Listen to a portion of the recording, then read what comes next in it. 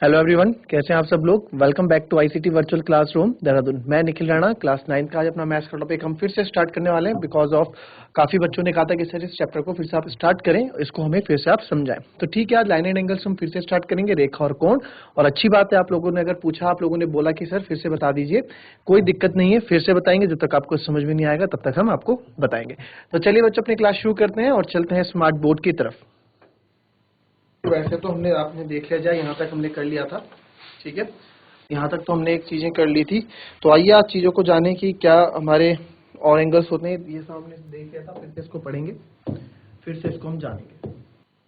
तो कल मैंने आपको एक्यूट एंगल वगैरह आपको बताया था कि एक्यूट एंगल होता है ये, ठीक है। ये एंगल यानी कि कोण, आपको कल ये सब हमने बता दिया था कि 90 डिग्री से कम वाले कोण, जितने भी 90 डिग्री से कम वाले कोण होते हैं उसको हम न्यून कोण यानी कि एक्यूट एंगल उसको हम कहते हैं। क्लियर। इसको आप फिर समझिएगा, इसको मैं कोई बात नहीं, मैं एक नहीं, दो नहीं, 3 बार इस चीज को फिर से पढ़ा दूंगा, ठीक है। देन अब आपका नेक्स्ट आपका आता है बाकी के एंगल। ये हमारे होते हैं राइट एंगल। चाहिए इसके बारे में पहले जान लेते हैं क्या है पहले आप, ठीक है। अब आती है बारी समकोण, यानी कि पहला आता है आपका राइट एंगल, ठीक है। पहला हमारा आता है राइट एंगल, ठीक है। तो राइट एंगल क्या होता है, राइट एंगल के बारे में आप समझ लीजिए कि राइट एंगल होता क्या है। राइट एंगल को हम हिंदी में बोलते हैं, राइट एंगल को हम हिंदी में बोलते हैं समकोण, ठीक है। यानी कि जिसका एंगल केवल और केवल 90 डिग्री होता है, ठीक है। ये होता है, ये इसको आप ऐसे भी बना सकते हो और ऐसे ऐसे करके ये भी 90 डिग्री है। क्लियर, ठीक है। ये भी 90 डिग्री कैसे भी बन सकता है, आपको 90 डिग्री का कोण होना चाहिए, तो इसको बोलते हैं समकोण। फिर आता है आपका ऑब्ट्यूस एंगल, यानी कि अधिक कोण जिसको हम बोलते हैं। क्लियर, अधिक कोण इसको हम बोलते हैं। तो ऑब्ट्यूस एंगल क्या होता है, ऑब्ट्यूस एंगल होता है बिटवीन 90 डिग्री एंड 180 डिग्री। जो भी एंगल हमारा 90 डिग्री से लेके 180 डिग्री के बीच में होता है वो ऑब्ट्यूस एंगल कहलाता है। क्लियर। अब ऑब्ट्यूस एंगल भी आपके क्या है, कई प्रकार के हो सकते हैं। ऑब्ट्यूस एंगल मैं बनाना चाहूँ, ऑब्ट्यूस एंगल मैं ऐसे भी बना सकता हूँ, ठीक है। तो एक्यूट हो जाएगा नहीं, ठीक है। तो जितने भी आपके होंगे, जैसे फॉर एग्जांपल ये और ये मैंने बना दिया, ठीक है। अच्छा, ये हमने बना दिया, देन ये आपने कर दिया, ये 90 डिग्री से थोड़ा ज्यादा है तो ये ऑब्ट्यूस एंगल हो जाएगा। क्लियर, ये ऑब्ट्यूस एंगल हो जाएगा। इसके अगर मैं एग्जांपल की बात करूं तो एग्जांपल इसमें है 120 डिग्री, ठीक है, 95 डिग्री, 150 डिग्री, ठीक है, 160 डिग्री। ये हमारे क्या है, ये हमारे ऑब्ट्यूस एंगल होते हैं, इसको अधिक कोण बोलते हैं। फिर आता है आपका रिफ्लेक्स कोण, यानी कि आपका रिफ्लेक्स एंगल पर प्रतिवर्ती कोण। अब ये कोण कौन सा होता है बच्चों, ये एंगल होता है बाहर वाला, ये बाहर वाला। अभी तक तो अंदर वाले कोण से, ये अंदर वाले कोण से है ना, ये अंदर वाले कोण से, बट ये होता है आपका आउटर साइड से। जो आउटर साइड से एंगल होता है उसको रिफ्लेक्स एंगल हम बोलते हैं। इनका क्या होता है कि ये एंगल ना आपके क्या होंगे, ये एंगल आपके 180 डिग्री से तो ज्यादा होंगे और 360 डिग्री से क्या है, कम होंगे।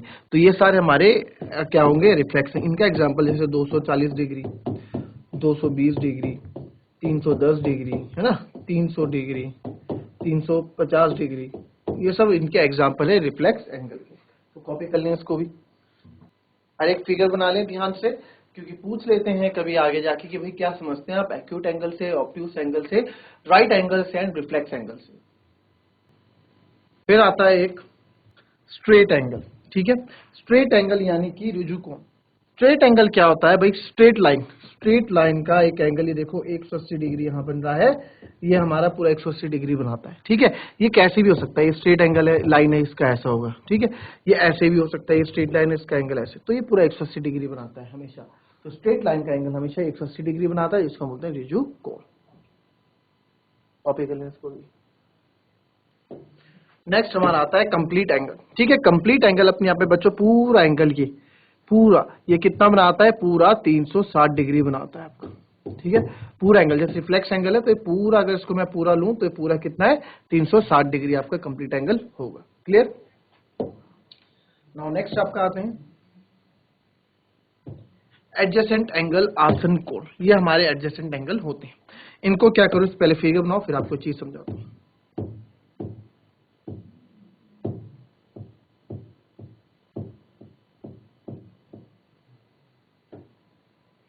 ठीक है, तो ये हमारा होता है एडजेसेंट एंगल। ठीक है, तो ये हमारा एडजेसेंट एंगल होता है, आसन कोण। दो if two angles have the same vertex and their same arm, पहले लिख लो, फिगर बना लो, फिर आपको चीज समझाता हूं। इसमें समझेंगे कि भाई आसन कोण यानी कि अगर दो एंगल्स का सेम वर्टेक्स होगा, वर्टेक्स आपको कल बताया था, वर्टेक्स क्या होता है, आपको हिंदी इंग्लिश दोनों में कमांड रखनी है बच्चों। यानी कि अगर उनका कॉमन शीर्ष होगा वर्टेक्स, ठीक है, और कॉमन शीर्ष होगा उन दो कोणों का, और साथ ही साथ उनके क्या होगा, उनके their one of arm is common, one of their arm is common, arm मतलब साइड, ठीक है, तो कॉमन साइड कॉमन। तो अब बच्चों जैसे कि मेरे को देखने को मिल रहा है कि दो कॉमन आर्म मेरे को यहाँ पे मिल रहे, एक कॉमन वर्टेक्स मेरे को यहाँ सेम वर्टेक्स मिल गई कि भाई देखो जो एंगल 1 बन रहा है ये भी इसी वर्टेक्स से बन रहा है, ठीक है, इसी शीर्ष से बन रहा है, और एंगल 2 बन रहा है वो भी इसी शीर्ष से आपका बन रहा है। और साथ ही साथ मैंने देखा कि भाई इधर कॉमन साइड आपको ये दिख गई, मेरे को कॉमन आर्म ये है इसकी, तो कॉमन आर्म इसमें अगर मैं नाम दे दूं, इसको मैं ए नाम दे दूं, ए तो है वहां पे, इसको हम डी नाम दे दें, ठीक है। तो कॉमन आर्म की बात करें तो बीडी हो गई कॉमन आर्म, ठीक है, और सेम वर्टेक्स हो गया आपका बी, तो सेम वर्टेक्स आपका बी, तो वो दो एंगल, उन दो एंगल को हम क्या कहेंगे, एडजेसेंट एंगल कहेंगे, यानी कि angle 1 and angle 2 are adjacent angles, ये दोनों एडजेसेंट एंगल्स हैं, यानी कि एडजेसेंट एक दूसरे के, एडजेसेंट एक दूसरे के अगल बगल में है। क्लियर? चलिए नेक्स्ट देखेंगे अब सप्लीमेंट्री एंगल्स, ठीक है, सप्लीमेंट्री एंगल्स से पहले हम जानेंगे कॉम्प्लीमेंट्री एंगल्स, ठीक है। तो कॉम्प्लीमेंट्री एंगल्स अब हम जानेंगे, तो कॉम्प्लीमेंट्री एंगल्स होता क्या है? कॉम्प्लीमेंट्री एंगल्स यानी कि पूरक कोण की यहाँ बात हो रही है। कॉम्प्लीमेंट्री एंगल्स वो एंगल्स होते हैं जिनका सम क्या होता है, दो एंगल का सम 90 डिग्री होता है। तो कोई सी भी दो सम, जैसे एंगल 40 और angle 50 90 degree, angle 70 angle 20 90 degree, तो हम यहाँ कहेंगे कि angle 40 degree and angle 50 degree are complementary. क्या है कि ये कॉम्प्लीमेंट्री एंगल्स हैं, ठीक है। या कह सकता हूं मैं एंगल 70 और कोण 20 पूरक कोण है,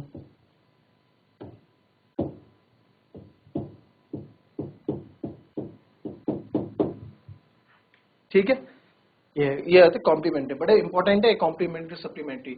तो कॉम्प्लीमेंट्री एंगल्स क्या होते हैं, जिनके एंगल्स का सम यानी जिनके एंगल्स का योग कितना होता है, 90 डिग्री होता है। क्लियर?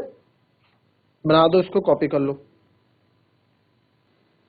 चलिए next, supplementary angles. Supplementary angles क्या होते हैं, यानी कि आप पढ़ेंगे हम समपूरक कोण। सप्लीमेंट्री एंगल्स क्या होते हैं, बस इसका उल्टा है, इसका उल्टा नहीं मतलब दूसरा है कि वो एंगल होता है समपूरक कोण जिसमें एंगलों का योग आपका क्या होता है, 180 डिग्री होता है। जैसे एग्जांपल मैं दे दूं यहाँ पे, तो एग्जांपल हम यहाँ पे देंगे, जिसमें बोल दूं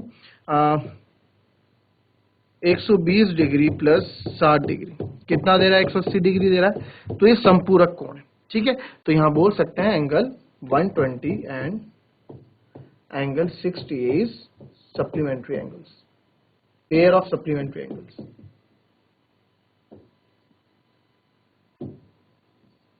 ठीक है। ये लिख लो इसमें, तो हमारे सप्लीमेंट्री एंगल्स हो गए, समपूरक कोण हो गए, इस पे भी क्वेश्चंस आते हैं। चलिए नेक्स्ट देखेंगे, सप्लीमेंट्री एंगल्स के बाद आता है हमारा थ्योरम, एक परिमेय। इफ कहने का मतलब है if a ray stand on a line then the sum of the two adjacent angle formed is 180। इस चीज को आप दो तरीके से समझ सकते हैं। कहने का मतलब है कि भाई अगर कोई लाइन है, ठीक है, if a ray stand on a line then the sum of the two adjacent angle if is formed is 180, ठीक है जी। तो यानी कि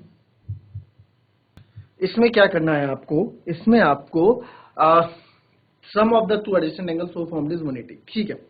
कहने का मतलब है कि भाई एडजेसेंट एंगल कैसे बनते हैं आपके, ये एडजेसेंट एंगल है और ये हमारे एडजेसेंट एंगल ऐसा बन रहा है, ठीक है, ये हमने अभी तक सीखा था। और ये हमारा एंगल ए है, ये पॉइंट बी है, सी है, ये डी है। तो एक एंगल 1 ये है, एक एंगल 2 ये है, ठीक है। तो यहाँ कहने का मतलब है ये एडजेसेंट एंगल बन रहा है आपका, क्यों बन रहा है कि भाई एक देखो एंगल 2 है यानी कि ये वाला एंगल डी डी सी है, और अगर मैं इस वाले एंगल की बात करूं, एंगल ए बी डी है, तो इनके लिए बी डी आप देख रहे हो दोनों जगह कॉमन आर्म आपको मिल रहा है। तो बी डी मेरे को यहां भी मिल रहा है, तो बी डी मेरी कॉमन आर्म होगी, और साथ ही साथ इसमें कॉमन बी क्या है, कॉमन सेम वर्टेक्स भी हो गया। तो ये एडजेसेंट एंगल हो गए, जो एडजेसेंट एंगल की कहानी होती है।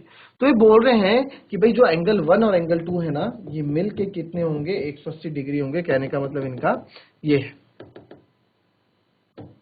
कि एंगल 1 प्लस एंगल 2 ये एडजेसेंट एंगल है, ये मिलके 180 डिग्री बनाएंगे आपका। ठीक है, ये फिगर आप यहां भी देख सकते हो, ये भी एक फिगर बनाई है।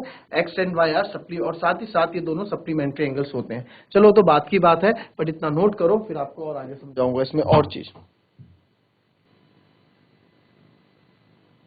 चलिए ठीक है, तो ये हमारे होता है एक थ्योरम है कि अगर रे ऑफ लाइन यानी कि अगर कोई है तो ये आसन कोण है। ठीक है, आसन कोण आपको बता रखा था।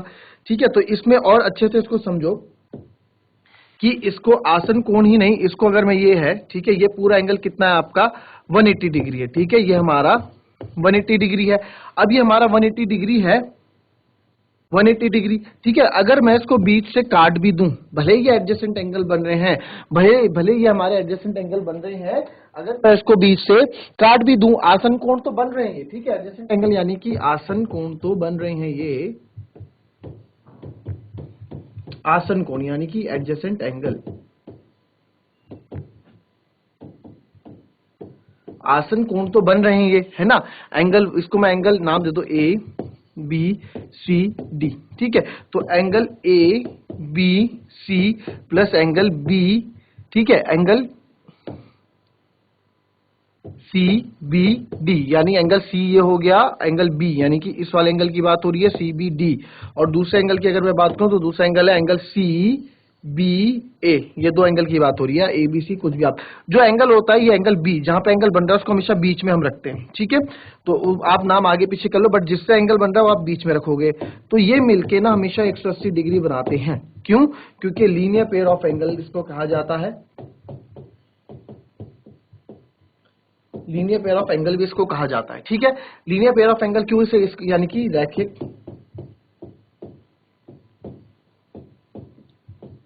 ठीक है, रैखिक युग्म कोण, रैखिक युग्म कोण का ये पूरा बनाता है 180 डिग्री बनाता है। इसको आप ऐसे भी याद रख सकते हो कि भाई एक सीधी रेखा है, वो पूरी 180 डिग्री थी, बीच से अगर हम उसे काट भी दें तो ये दोनों एंगल मिलके 180 डिग्री ही बनाएंगे, 180 डिग्री से ज्यादा ही नहीं बनाएंगे। क्लियर?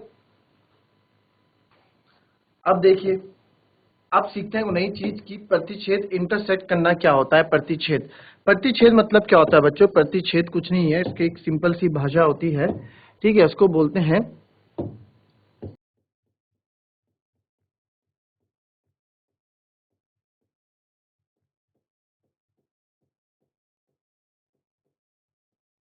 अभी आपको जब मंडे को हम पढ़ेंगे तो फिर से ये चीज पढ़ाऊंगा। ठीक है, फिर से चैप्टर फिर से पढ़ेंगे हम। तो ये प्रतिच्छेद करना होता है, इंटरसेक्ट करना इसको हम बोलते हैं। ठीक है, तो ए बी और सी डी आपके इंटरसेक्ट कर रहे हैं। इंटरसेक्ट मतलब दो लाइन्स है मेरी, जैसे ए और बी मेरी एक लाइन है, सी डी एक लाइन है, ये यहाँ इंटरसेक्ट कर रही है, यानी कि यहाँ पे प्रतिच्छेद, यहाँ पे कट रही है। इंटरसेक्ट मतलब सिंपल से समझो, इंटरसेक्ट मतलब होता है कि लाइन, एक लाइन दूसरी लाइन को काट रही है। ठीक है, ये इंटरसेक्ट होता है। ठीक है, इफ एंगल, ये इंटरसेक्ट करना होता है, प्रतिच्छेद करना होता है। ठीक है, ये तो अभी भूल जाओ इसमें। If the sum of two adjacent angle is 180, then the non-common of the angle forms a line. यदि दो आसन कोणों का योग 180 डिग्री है तो उनकी अउपनियस्त भुजाएं एक रेखा बनाती है। तो जो नॉन कॉमन आर्म है, तो नॉन कॉमन आर्म कौन सी यहाँ पे जो कॉमन नहीं है? देखो, ये तो कॉमन हो गई, ये तो कॉमन है QS, इसके लिए भी काम आ रही है, इसके लिए भी काम आ रही है। पर जो ये है PQR, जो ये है PQR, ये क्या है? जो ये कॉमन नहीं है, ये तो कॉमन नहीं है, तो ये क्या है? एक लाइन बनाएंगी, एक रेखा बनाएंगी। सिंपल सी बात है, इसमें इतना ज्यादा सोचने वाली बात नहीं है। अब ये देखो, अगर दो लाइन इंटरसेक्ट करती है एक दूसरे को, यानी प्रतिच्छेद करती है एक दूसरे को, तो अपोजिट एंगल हमेशा इक्वल होता है। तो इसको हम क्या बोलते हैं? वर्टिकली अपोजिट एंगल बोलते हैं। जैसे ये लाइन है, इसने इसको यहाँ काटा, तो एक कोण ये बनना, एक कोण ये बना, एक कोण ये बना, एक कोण ये बना, तो ये दोनों कोण आपस में इक्वल होंगे और ये दोनों कोण आपस में इक्वल होंगे। यानी कि जैसे इसमें ले लो एंगल 3, एंगल 4 के बराबर होगा और एंगल 1 आपका एंगल 2 के बराबर होगा। इसको बोलते हैं वर्टिकली अपोजिट एंगल। ठीक है, तो बच्चों ये थी हमारी आज की क्लास। मिलते हैं आपसे नेक्स्ट क्लास में। फिर से आपको इस चीज को मैं रिवाइज कराऊंगा, जैसे कि काफी स्कूल्स आज मिस थे, तो कोई बात नहीं, फिर से इसको मंडे को रिवीजन होगा इस चीज का बहुत अच्छे तरीके से, और हर एक बारीकियों से हर एक चीज को मैं बताऊंगा। तो मिलता है नेक्स्ट क्लास में, तब तक के लिए be happy, be healthy and be safe. Thank you and have a nice day.